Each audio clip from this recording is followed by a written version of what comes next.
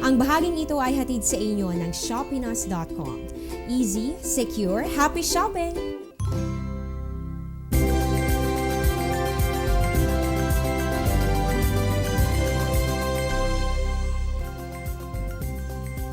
Nagbabalik ang Panahon TV dahil marami ang nagpaputok at marami din na nasugatan at nasabugan. Ayon nga sa latest data ng Department of Health o DOH na itala ang 839 na firework-related injuries nitong December 21, 2015 to January 4, 2016. Mas mababa ito sa naitalang December 21, 2014 to January 4, 2015.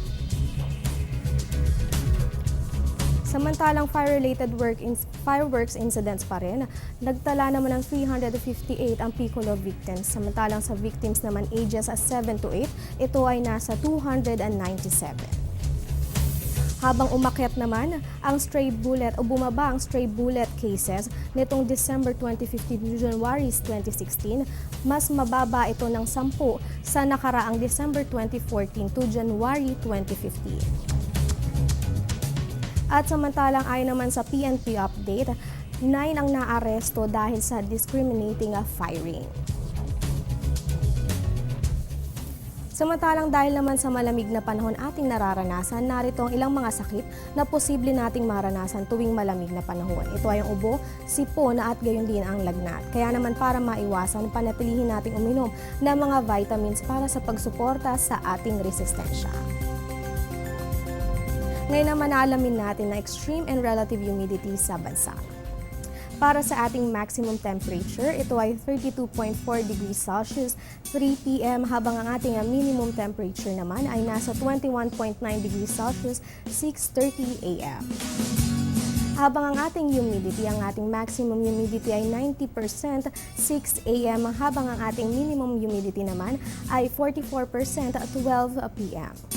Ngayon naalamin naman natin na magiging lagay ng panahon sa mga susunod na araw base sa 3-day weather forecast ng Pag-asa.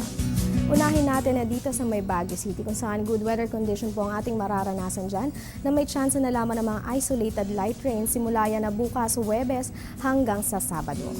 Dito naman sa Metro Manila, same weather condition po ang ating mararanasang panahon sa mga susunod na araw sa agwat ng temperaturang maglalaro sa 21 to 32 degrees Celsius.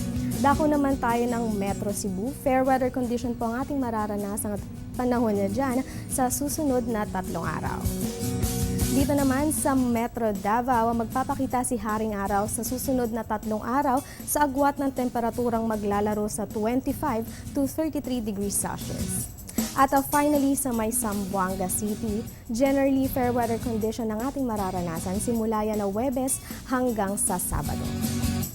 Samantalang sa darating na Biyernes sa January 8, inaanyayahan namin kayo sa Metro Manila Concert Orchestra o MMCO Sound of Excellence sa kanilang 15th Crystal Anniversary Concert Season sa CCP Little Theater, Rojas Boulevard sa ganap na 7:30 p.m.